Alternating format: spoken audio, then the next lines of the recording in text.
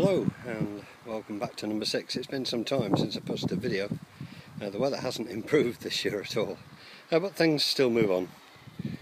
We've just about got on top of the weeds in this bed, although this bed will be going. There are plans for next year which don't involve this, but do involve it being moved, so we'll be getting rid of that. The fruit hasn't done very well at all, I'm afraid, and I think probably the canes are just past their best and will need replacing. You can see we're not short of compostable material, and we're going to have to deal with some of that very soon. The apple tree is still producing a lot of fruit, and I've picked a few to take back with us today.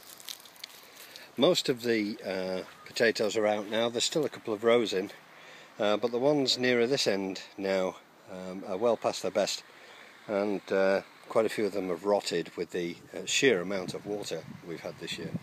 But the rhubarb that I was given by one of the other allotmenteers has taken rather nicely, so we should have a splendid crop of rhubarb for next year, and might have to try a little rhubarb and ginger jam or something like that with that next year. Now, the beans have finished. I've just taken the last off and got the plants out. You can see we've got one or two rather sorry looking leeks left. I don't think they're going to do anything. I think they've just gone too wet, and they're not firm at all.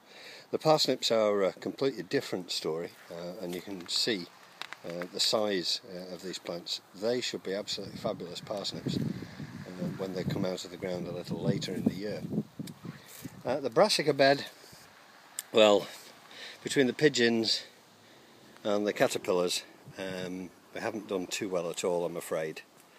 It really is quite devastated. I'm hoping that we'll be able to recover some of it.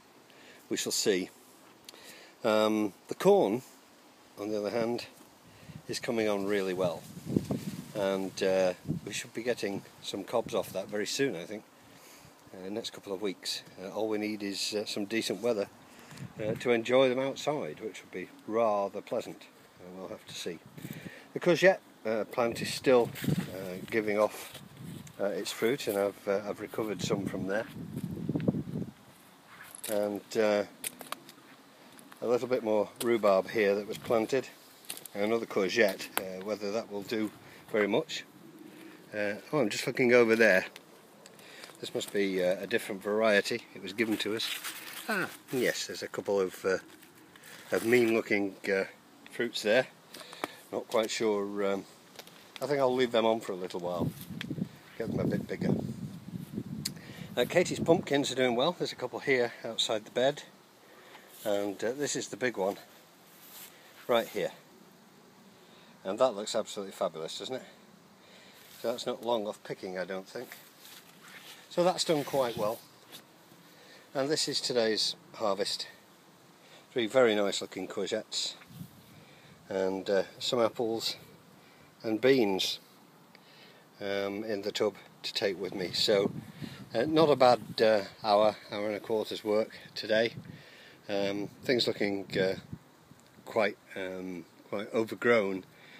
It's been a really difficult year for everybody here at the allotments.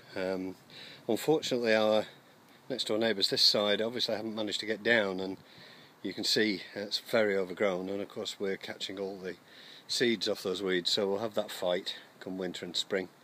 But that's the way it goes, and it can't be helped. Our weeds have been kept very low.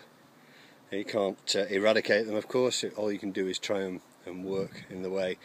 Hopefully, once we've got the front redone, and I'm looking forward to showing you that, we'll be able to make use of these alkathene pipes and make ourselves a brassica polytunnel for next year, which will keep off both the pigeons and the cabbage whites. So we'll only have slugs to worry about, and there are other ways of dealing with those. So there we are. I might just pick a few of the sweet peas to take back to make the room smell nice.